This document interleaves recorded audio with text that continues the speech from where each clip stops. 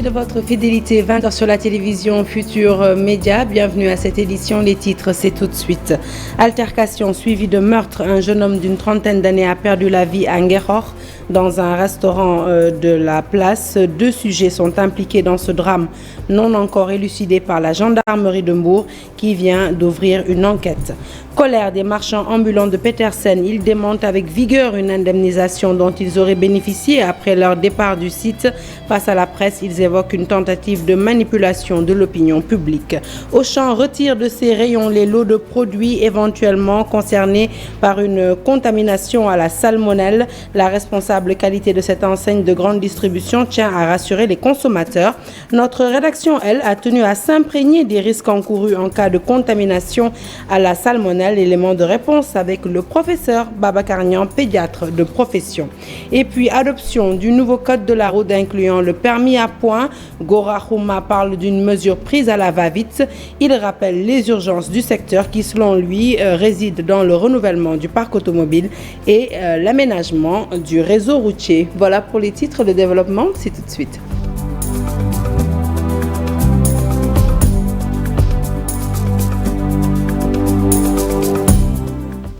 Bonsoir à tous. Un journal que nous ouvrons donc tout de suite avec ce drame survenu à Nguerhokh.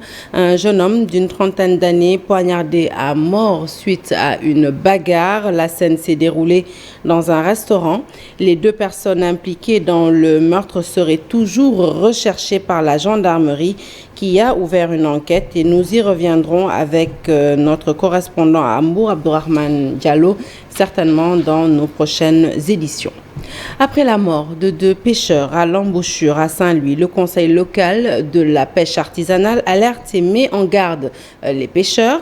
Il réclame le respect strict des alertes météo et l'interdiction totale d'accès à l'embouchure à partir de 19h. Le CLPA demande aussi au gouvernement d'accélérer le projet de géolocalisation des pirogues. Et à ce propos, nous écoutons Famassar. Il est le secrétaire général du CLPA de Saint-Louis. Il est au micro de Seynou Diop. Condoléances à l'encontre de nos parents lors de l'accident qui a eu avant-hier. Juste sensibiliser, c'est-à-dire encore sensibiliser nos pêcheurs du respect des alertes météo, mais aussi de l'arrêté préfectoral qui interdit l'entrée et la sortie des pirogues au niveau de l'embouchure à partir de 19h. Ça aussi, nous devons la respecter parce que aussi, c'est un arrêté qui a été signé et décrété par le préfet, quittant la mer vers le fleuve ou bien le fleuve vers la mer. Mais aussi de demander encore à notre État d'accélérer les négociations qui ont été faites au niveau d'un projet de géolocalisation, que tous les acteurs adhèrent. Forte vague de chaleur en prévision ce week-end et le début de la semaine prochaine. Parmi les régions les plus affectées, une partie du nord et du sud-est du Sénégal, la région de Tambacounda, de Kédougou, les communes de Kanel et Ranérou, avec des températures qui vont osciller entre 43 et 45 degrés. La NACIM alerte quant à cette canicule qui peut, en cette période de Ramadan, provoquer des syncopes ou encore une déshydratation sévère. Pénurie de gaz butane. Les femmes font recours au charbon pour cuisiner en ce mois béni de Ramadan. Le gaz en manque dans les boutiques et stations d'essence. Le charbon occupe désormais la place dans les ménages. Une méthode ancienne, très pratique selon ces femmes. Cependant, les vendeurs de ce produit n'y trouvent pas leur compte à cause de la faible production, mais surtout du coût légèrement en hausse. Le reportage est signé à Faye. Le préfet de Dakar. Un petit souci apparemment avec cet élément. Nous y reviendrons certainement dans nos prochaines éditions. Ils ont tenu à démentir l'information selon laquelle ils ont été indemnisés. Les marchands ambulants du marché Petersen impactés par les travaux du bus Rapid Transit étaient en mouvement d'humeur ce vendredi. Ils tenaient à apporter des éclairages sur ces potentiels dédommagements. Ils n'excluent pas d'ester en justice pour justement rentrer dans leur fonds. Compte rendu de leur mouvement d'humeur avec Fatou Bintou Conté. La question de l'indemnisation des marchands ambulants de Petersen impactés par le BRT continue de faire des vagues. Si d'aucuns disent avoir reçu, d'autres par contre n'ont pas encore vu la couleur de l'argent. Dakar dafa génn démb ne 2 dimanches ñu waa Petersen jox nañ leen xaalis jox leen ay place fële. Le préfet de Dakar a fait un communiqué hier pour dire que les marchands de Petersen ont été dédommagés, alors que cela n'est pas vrai. Nous voulons dire aux Sénégalais que cela n'est pas vrai. Le préfet veut nous sacrifier, ce que nous n'allons pas accepter. nga bëgg leen sacrifice ci kilifa goo xam ne yaa leen war a xoolal solution jàppale leen nga bëgg taxaw na jox na leen te loolu amul loolu duñ ko nangu. Pour ces délégués du marché, ceux qui ont été indemnisés ne représentent absolument rien par rapport à ceux qui sont en mouvement d'humeur en ce moment. dafa am groupe boo xam moom xam nga maa lay wax sànq mooy boo duggee ci biir garage bi nii palafoote yi fi nekk ak étranger yi fi nekk nga xam ne ay pousse-pousse lañ ñoroon. Ceux qui ont été indemnisés, ce sont les mécaniciens, les porteurs, entre autres. C'est pourquoi vous ne les avez pas vus dans cette manifestation, alors que nous sommes plus nombreux que... ñu nekk fi mën nañ leen 1000 fois boo mënee wax ak ñun jox leen dimanche lañu dem te yow nga ne doo wax ak ñun loolu ñun moo ñu jaaxal ñun. Ils sont actuellement plus de 5000 marchands ambulants et comptent rester en justice pour obtenir gain de cause. tey nag mooy xeex moom dañ koy topp jusqu'au bout bu laajee avocat danañ ko jël te am nañ avocat bu ñu wax. Nous n'allons pas nous laisser faire. Nous comptons prendre un avocat pour défendre nos droits. lii mënuñ ko bàyyi noonu rek boo leen bàyyee ni ñu dem fan lañ dem ñoom. Ces marchands ambulants de Petersen, actuellement très remontés contre les autorités, comptent se battre jusqu'à leur dernière énergie pour rentrer dans leur fonds. Allez, parlons consommation et santé à présent. Après la découverte de cas de salmonellose sur des chocolats en Europe, la rédaction s'est intéressée à cette infection. Il s'agit d'une bactérie qu'on appelle la salmonelle. Elle peut contaminer soit par l'alimentation ou encore par l'eau, si jamais cette eau n'est pas stérile ou encore pas potable. Les sujets les plus exposés sont les enfants, les personnes âgées ou ceux présentant un déficit immunitaire. Cette maladie peut entraîner la mort du patient, selon les explications du pédiatre, le professeur Babacar Niang, que nous écoutons dans ce reportage. Il est signé Nabidjan Alassane Ba. Les premiers cas de salmonellose qui seraient causés par la consommation de Kinder ont fait réagir nos autorités. La salmonelle, une bactérie qui se manifeste de différentes manières. Elle se manifeste par une fièvre, une chaleur corporelle, une température qui dépasse les 38 degrés, la diarrhée, avec des selles qui sont glaireuses, qui sont parfois sanglantes, des douleurs abdominales, des crampes qui sont très intenses parfois, et la personne a une altération de l'état général.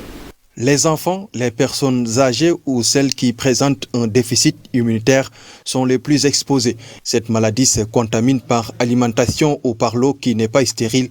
Elle est potentiellement grave. Les enfants qui ont le diabète, qui ont la drépanocytose, ces enfants-là, s'ils font une infection à salmonelle, c'est une infection qui est potentiellement grave.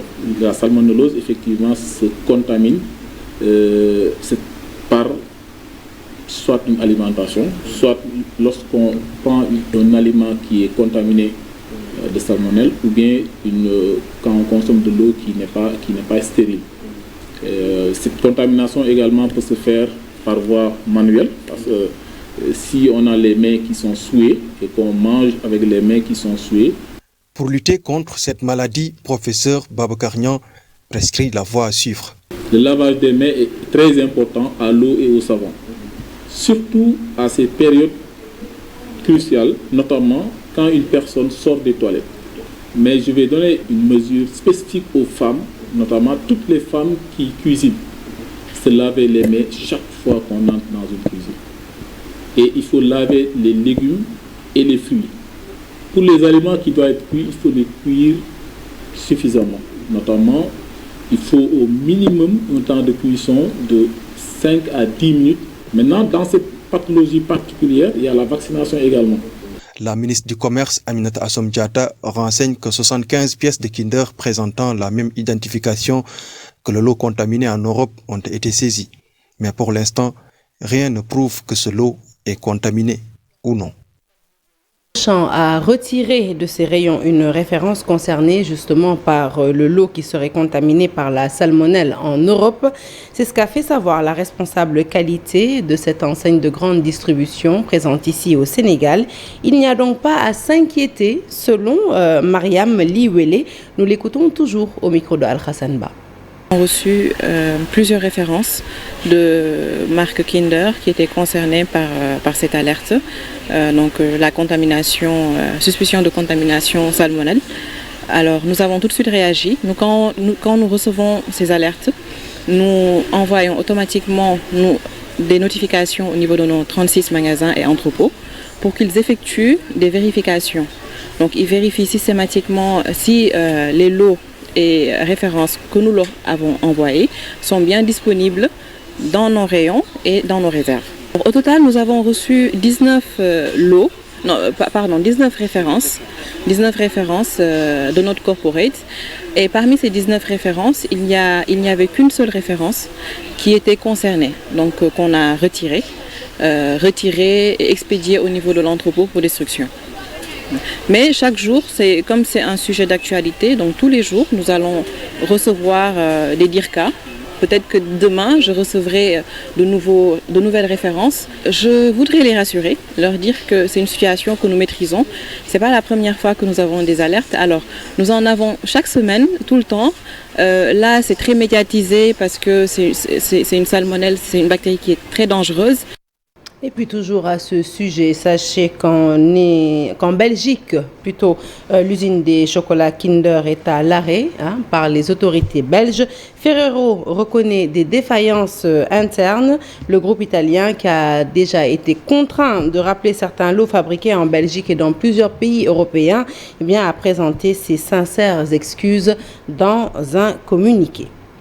Allez, l'Assemblée nationale avec l'honorable député Yoro Sow, nouveau président de la commission des lois de la décentralisation du travail et des droits humains. Il a été élu par les membres de la dite commission qui était en réunion ce vendredi 8 avril 2022 à l'Assemblée nationale. Le président Yoro Sow remplace à ce poste Madame Die Mandiaïba, décédée le 18 janvier dernier. Nous restons avec l'hémicycle pour parler de l'adoption hier à l'unanimité du nouveau code de la route impliquant le permis à points. Son application est prévue d'ici 3 ans, mais déjà Gora Khouma réagit et parle d'une précipitation dans le processus. Le secrétaire général de l'Union des routiers du Sénégal estime que les priorités sont ailleurs. Elles sont dans le renouvellement du parc automobile et l'aménagement, ou alors un meilleur aménagement du réseau routier. Le voici au micro d'Abdoulaye Anne. Voilà, le projet de loi, nous l'avons bien écouté. Le ministère des Transports l'a défendu. Mais nous avons dit que c'est un processus, comme d'ici 3 ans, l'application sera pour 3 ans. Nous, on va travailler avec le gouvernement, mais d'ores et déjà, nous disons non, nous ne pouvons pas accepter. Puisqu'il n'est pas le moment. Ils ont triché le permis en France. Mais que le Sénégal soit comme la France. Si le Sénégal est comme la France, toutes les lois, toutes les applications de la France doivent être appliquées au Sénégal. Nous les accepterons, mais tel n'est pas le cas. C'est un processus. Le permis à point est accompagné de 10 mesures. Mais ils ont amené un seul point pour dire que le permis à point, toute la population sénégalaise dit que oui, il faut amener le permis à point. Ça va arrêter les accidents. Ça n'arrêtera rien tant que le processus n'est pas respecté. L'instauration du permis à points d'ici 3 ans, une bonne chose selon les acteurs du secteur. Pour eux, cela va diminuer drastiquement les décès sur les routes du Sénégal, sur lesquelles 600 personnes périssent chaque année. Toutefois, ils réclament des mesures d'accompagnement et des infrastructures adéquates. Le reportage est signé par Faraning. Les permis à points vont entrer en vigueur d'ici 3 ans. L'Assemblée nationale a adopté le projet de loi portant code de la route, une décision appréciée par certains acteurs. Bienvenue au permis à points. Vous savez, si on parle de l'utilité d'une route, c'est-à-dire d'une voie carrossable, c'est l'espoir qu'on recherche. Mais si on va au Sénégal, un petit pays comme le Sénégal, et qu'on se rende compte que chaque année, on perd 600 vies sur nos routes, il faut vraiment qu'on trouve les moyens de juguler cette insécurité routière. Et le permis à points est le bienvenu. L'instauration du permis à points doit aussi impliquer des réformes dans le secteur du transport, mais aussi la construction des infrastructures adéquates. Le permis à points, c'est une bonne chose, mais il faut des mesures d'accompagnement pour le contrôle, ou bien avoir une police et une gendarmerie aguerries à la tâche pour assurer le suivi, mais aussi avoir de bonnes infrastructures routières. Il faut bien former les chauffeurs aussi. Cette nouvelle donne ne va pas impacter ou chambouler le programme de formation dans les auto-écoles. Parce qu'on a eu toujours la vocation de former le candidat, pas pour avoir le permis de conduire, mais pour pouvoir se bien conduire dans la circulation. Il y aura toujours peut-être une greffe, mais on attendra de voir quels sont avec le dispatching des points par rapport aux différentes infractions, qu'est-ce qu'on pourra insérer maintenant dans la formation. Mais les infractions qui sont passibles du retrait du permis ou de la mise en fourrière des véhicules, c'est toujours d'actualité dans les auto-écoles. Avec cette nouvelle loi qui instaure le permis à points, on espère la diminution des accidents de la route qui font plus de 600 décès chaque année au Sénégal. Allez, un peu de culture à présent dans cette édition. Nous allons parler de l'exposition Pablo Picasso. Après la première présentation de son travail dans la capitale sénégalaise, eh bien Picasso revient à Dakar, cette fois-ci au musée des civilisations noires. Picasso, l'un des plus grands précurseurs du mouvement, le cubisme, a été largement influencé par les masques et statuettes du continent africain. Donc après 1972, Pablo Picasso nous revient au Sénégal au plus grand plaisir des passionnés de la culture. Et Boudjouf a fait le tour de l'exposition au musée des civilisations noires pour nous. Reportage. Déjà en 1972, quelques affiches du célèbre peintre Pablo Picasso avaient été présentées à Dakar grâce au président Léopold Sédar Senghor. 50 ans après, le musée des civilisations noires organise l'exposition Picasso à Dakar, un peintre très connu. Surtout connu parce qu'il a été une figure emblématique d'un mouvement qu'on appelle le cubisme. Et ce mouvement, le cubisme, est connu également pour avoir été fortement influencé par l'art africain. La dimension anniversaire de l'événement compose la première partie de l'exposition avec des audiovisuels et des vues du musée dynamique. Les passionnés de l'art apprécient l'initiative. C'est très bien d'avoir une exposition Picasso à Dakar. Dommage qu'il y ait très peu d'œuvres, mais très très bien. Vraiment magnifique parce que la première expo, je ne l'ai pas vue. J'étais très jeune, donc je n'ai pas pu la voir. Le retour à la source, c'est tout simplement dans la dynamique de l'interprétation des arts et dans la dynamique de la recherche et dans la dynamique également du dialogue. L'exposition 2022 est certes beaucoup plus modeste que celle qui a accueilli plus de 200 œuvres du maître, mais elle est remarquable par ses justes proportions. Que les enfants viennent visiter, les jeunes qui n'ont pas accès à la culture, à l'art viennent voir cette exposition. Je trouve que c'est très important et comme Picasso, c'est vraiment il est connu dans le monde entier, il faut que tout le monde ait accès à cette exposition. Les œuvres de Pablo Picasso sont exposées au musée des civilisations noires jusqu'au 30 juin 2022. Considéré comme l'un des artistes les plus marquants du XXe siècle, Picasso était à la fois peintre, sculpteur, graveur et céramiste. Ses œuvres attirent de plus en plus de passionnés. Allez, sport avant de se quitter. La 17e journée de Ligue 1 marquée par une affiche alléchante à AS Pikine ASC Jaraaf. Une rencontre à fort enjeu sportif dont la manche allée a été émaillée d'incidents entre supporters des deux clubs, d'où l'appel à la non-violence et au fair play de la part des dirigeants du club de la Médina. Et puis, il y a une semaine, le pays tout entier était dans l'attente du tirage au sort des phases finales de la Coupe du Monde Qatar 2022. Le Sénégal se trouve dans la poule A, va affronter le pays organisateur le 25 novembre prochain. L'occasion de nous arrêter sur un ancien joueur de football natif du Sénégal et qui a porté les couleurs qatari après sa naturalisation. Il a accueilli chez lui à Dakar l'équipe d'Info Matin. Il y donne des conseils aux Sénégalais en vue de cette prochaine confrontation. Reportage exclusif signé Mortal Gueye et Marcel Farba Maroun. Né Abdoulaye Koné le 19 juillet 1979 au Sénégal, l'ancien défenseur de football est, depuis sa venue au Qatar en 1996, rebaptisé Abdullah Obaïd Koni. Avant de regagner le Qatar, j'ai joué ici au Djaraf en catégorie junior. C'est par la suite que je suis allé au Qatar en 96 où j'ai joué aussi en catégorie junior. C'est de là que tout a commencé.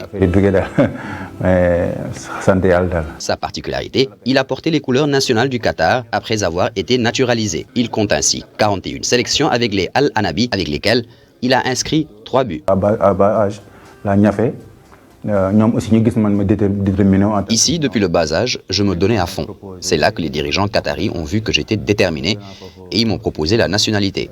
En un moment donné, je jouais et chez les juniors et chez les seniors. La mentalité au Qatar a changé dans tous les sports.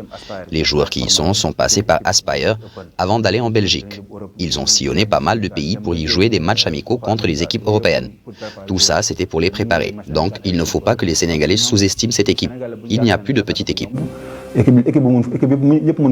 Dans un peu plus de 7 mois, le Qatar accueillera le Mondial 2022 avec un match inédit qui l'opposera au Sénégal. Abdullah Koni aura le cœur qui balance. Je suis désormais entraîneur au Qatar. C'est vrai que tout le monde est attaché à sa patrie, mais aujourd'hui, j'entraîne au Qatar. En termes de palmarès, il a été vainqueur de la Ligue asiatique des champions en 2011, vainqueur de la Ligue des champions arabes en 2001, champion du Qatar à 4 reprises en 2000, 2004, 2006 et 2007, sans oublier 5 coupes du Qatar gagnées en 2000, 2001, 2003, 2005 et 2007, entre autres. Et puis avant de se quitter, une information qui vient de nous parvenir. Il s'agit de l'affaire Sweet Beauty qui va connaître un nouvel épisode alors que tout le monde s'attendait à une convocation du leader de PASTEF ou alors de son accusatrice Sadji Sarr. Eh bien, Bournews est en mesure de révéler que le juge d'instruction a encore jeté, semble-t-il, son dévolu sur la gérante du Sweet Beauty, Ndeye Khady Ndiaye. Sauf revirement de dernière minute, eh bien, Ndeye Khady Ndiaye devrait être à nouveau convoquée jeudi prochain à 10h et nous y reviendrons certainement plus amplement la semaine prochaine. Fin de ce journal, merci de l'avoir suivi. L'actualité se poursuit sur toutes nos plateformes digitales à 23h comme d'habitude. Quartier général, la rédaction reçoit ce soir Bamba Fall. L'émission reçoit ce soir Bamba Fall sous la houlette de Pape Cheikh Diallo et des journalistes de la rédaction. Restez connectés. Excellente suite des programmes sur la télévision Futur Média. Excellente soirée.